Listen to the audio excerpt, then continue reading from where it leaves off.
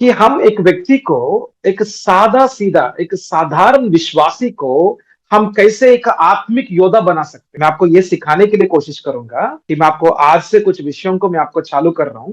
एक सादा व्यक्ति को, एक सादा विश्वासी को जो अभी अभी प्रभु में आए हैं या आपके साथ में कुछ ऐसा संबंध में आए हैं, वो व्यक्ति को आप कैसे एक आत्मिक योद्धा बना सकते हैं। उनको ऐसा कुछ तैयार करके, उनको एक परिपक्वता के अंदर में, परफेक्ट में या कुछ सिद्ध करके, उनका पात्र को, उनका जीवन को सिद्ध करके आप कैसे परमेश्वर का सामने रख सकते हैं, ताकि परमेश्वर का कुछ भी उद्देश्य है उनका जीवन में पूरा हो जाए। तो हमारा इस शिक्षा का मुख्य जो वचन है, तो हम निकालेंगे, हम कलोसियों का पत्री जो पहला अध्याय उसका 28 पद को देखेंगे।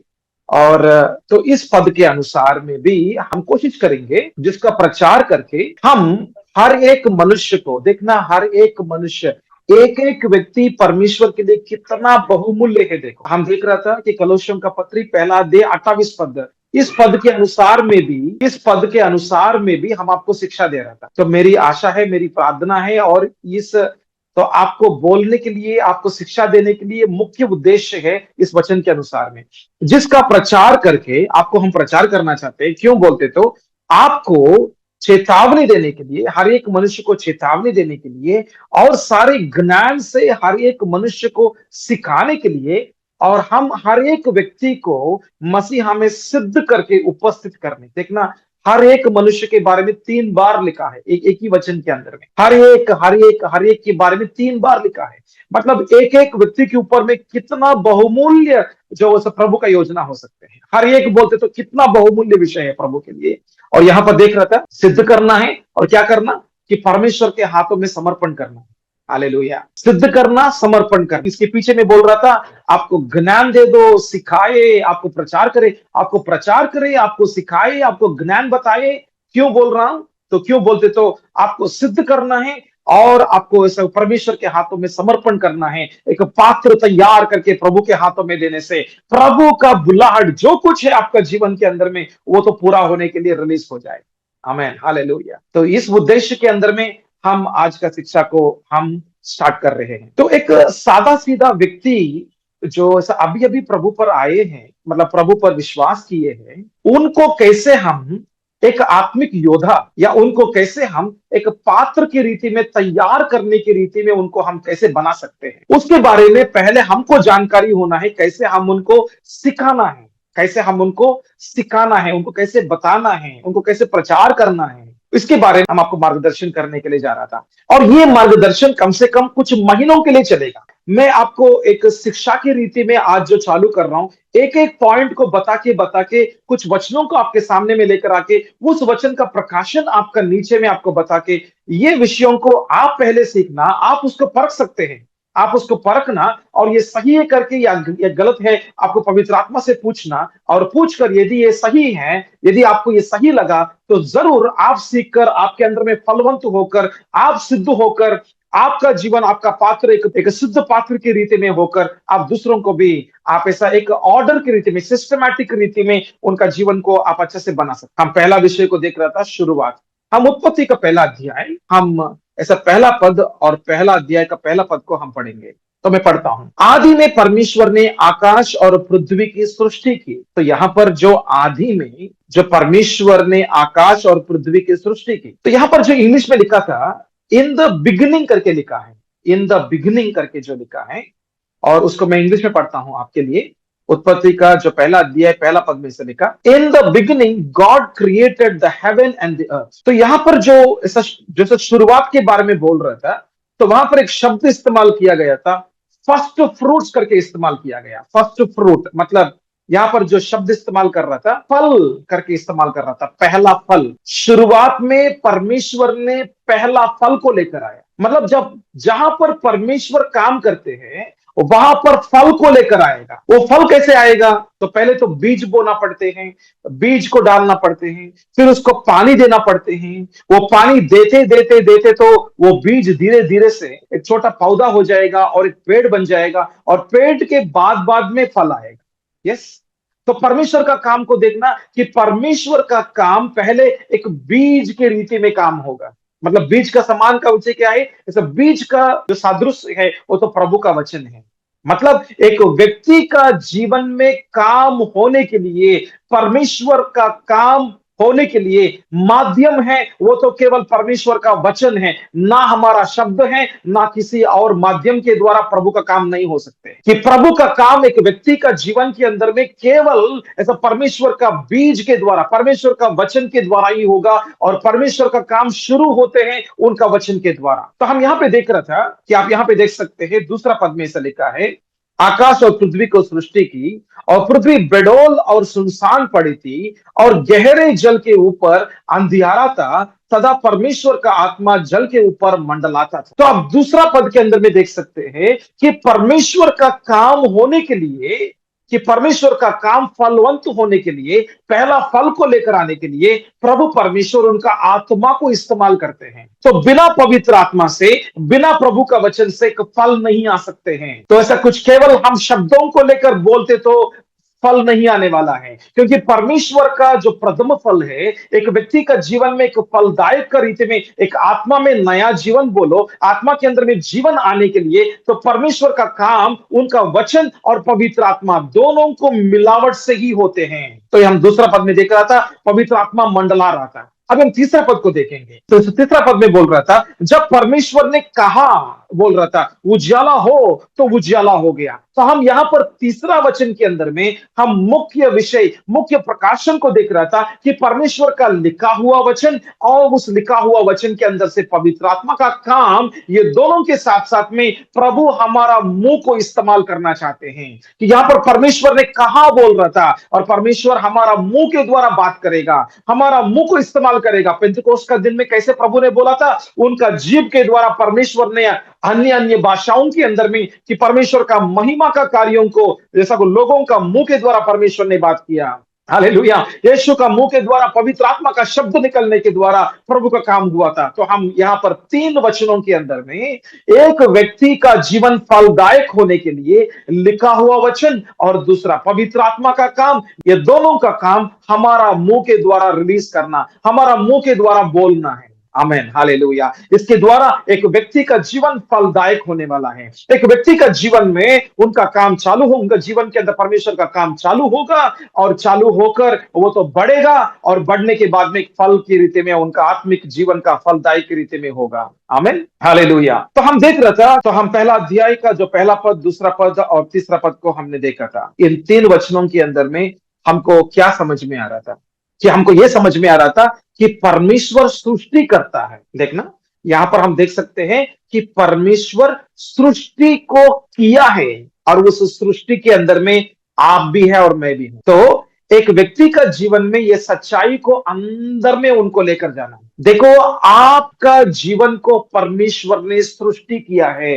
परमेश्वर सृष्टि करता है। परमेश्वर सृष्टि उनका शब्दों के द्वारा किया है। आपका मां का गर्भ के अंदर में परमेश्वर ने सृष्टि किया है। और क्यों सृष्टि किया? क्योंकि आपका जीवन फलदायक की रीति में करने के लिए। फल बोलते तो उसके अंदर में जीवन रहते हैं, उसके अंदर में आशीर्वाद रहते हैं, उसके अंदर में आपका जीवन के द्वारा दूसरों को सहायता, दूसरों को आशीर्वाद होने के लिए। एक फल होते तो दूसरों का भूखा प्यासा भी वो तो ऐसा पूरा करेगा। मतलब आपका जीवन केवल आपके लिए नहीं था, आपका जीवन दूसरों के लिए भी आशीर्वाद करना चाहते हैं।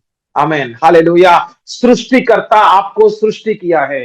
देखो, और कैसे सृष्टि किया? शब्द के द्वारा। तो कैसे सृष्टि किया? आत्मा के द्वारा। और ये कैसे आपको समझ में आ रहा था कि ऐसा प्रभु का प्रकाशन, वचनों का द्वारा का प्रकाशन, मेरे मुंह के द्वारा जो आपको मैं बता रहा हूं, ये जो प्रकाशन, ये सच्चाई आप सुनने के द्वारा, ये आपका जीवन जरूर आप एक फलदायक की रीति में आप देखेगा आपका जीवन के अंदर में। ठीक है, देखो, हम बोलने के द्वारा दूसरों का जीवन आशीर्वाद हो, और इसके साथ साथ में उनको कुछ और वचनों को भी सिखा सकते हैं, उनको कुछ और वचन को भी दिखा सकते हैं। हमने बोला ना कि परमेश्वर सृष्टि करता है करके, उनको एक और वचन को उनको दिखा के उनको और समझा सकते हैं।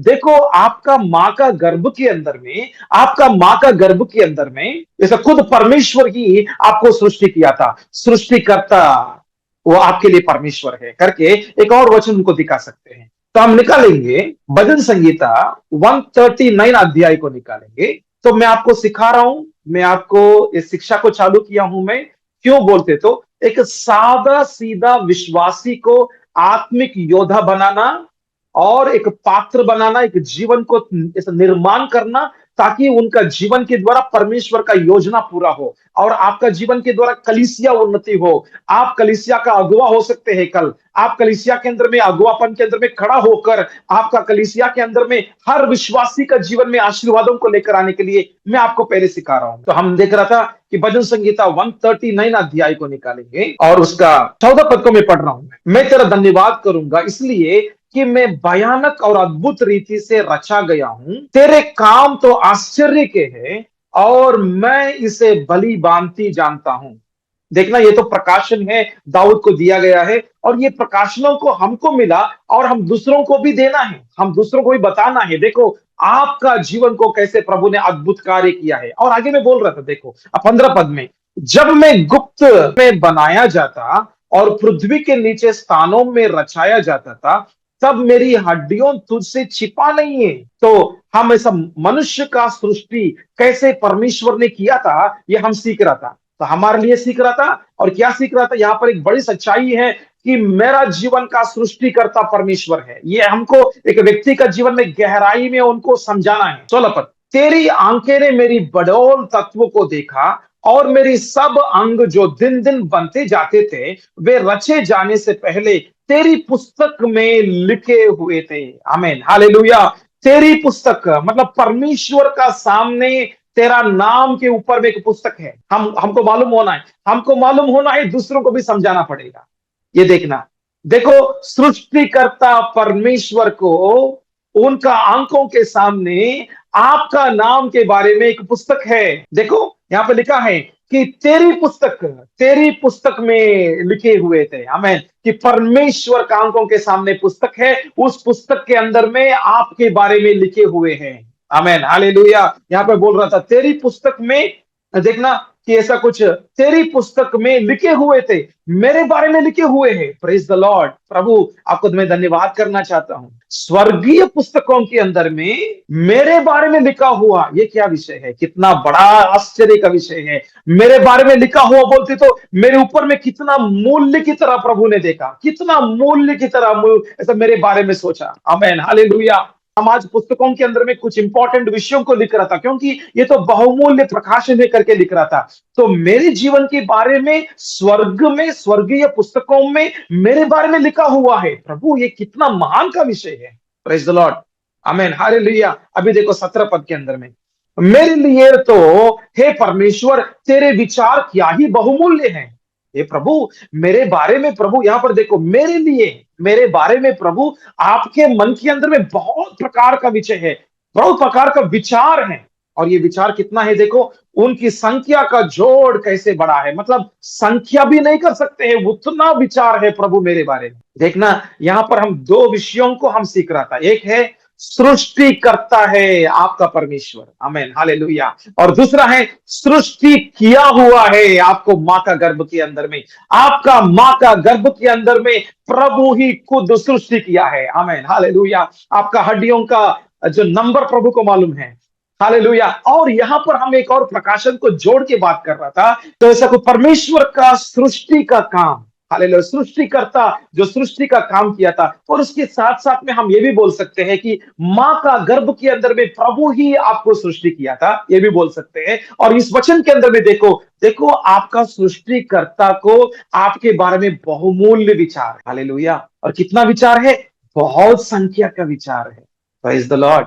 और ये विचार को आप गिनना चाहते हैं क्या? ठीक है, आप गिनो। 18 पद में लिखा है कितना है विचार आपके बारे में, गिनो आप। 18 पद में लिखा है, देखो, यदि मैं उनको गिनता तो वे बालू के किनकों से भी अधिक ठहरते। जब मैं जाग उठता हूं तब भी तेरे संग रहता हूं। आमेन, हालेलुया। उसको मैं गिनने के लिए जाऊं, यदि आप ऐसा कुछ गिनना चाहते हैं ना, तो विषय क्या है मालूम, वो तो कम से कम बालू के समान में, जैसे समुद्र का किनारे में बालू रहते हैं ना, कितना बालू रहते हैं, लाखों मिलियनों का बालू रहते हैं। इतना सारा विचारों से प्रभु भरा हुआ है आपके बारे में।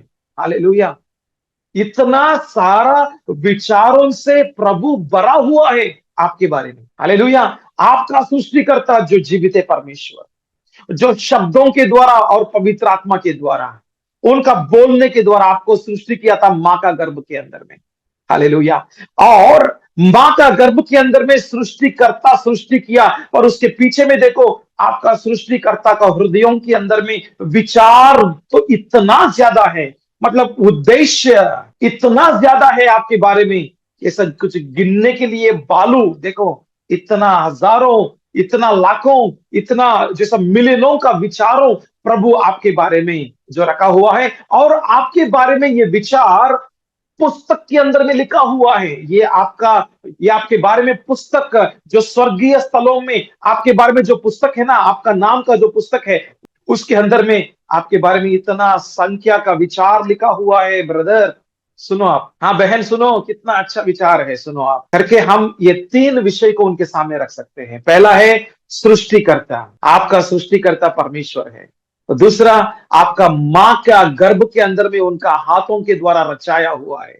आमीन। आपका बारे में हर कण के बारे में उनको मालूम है, आपका आत्मा प्राण शरीर हर कण के बारे में उनको मालूम है, दूसरा विषय। और तीसरा विषय है आपका जीवन के बारे में प्रभु एक ऐसा आपका नाम का पुस्तक के अंदर में लिखा हुआ जो विचारों को देखो, इतना सारा संख्या का विचार है। क्या आप जानना चाहते हैं आपका सृष्टिकर्ता के बारे में? आप जानना चाहते हैं? हम एक प्रश्न पूछ सकते हैं। तो इतना सब कुछ बोलने के बाद में तीन प्रकाशन को उनके सामने में रखा है ना, हमने कुछ वचनों को उनके सामने में रखा है। हमने उत्पत्ति का पहला अध्याय का पहला पद और दूसरा पद और तीसरा पद, वहां पर शुरुआत के बारे में बोल रहा था। शुरुआत में परमेश्वर ने स्वर्ग और पृथ्वी को जो सृष्टि किया बोल रहा था। शुरुआत, आपका जीवन में शुरुआत होना चाहते हैं?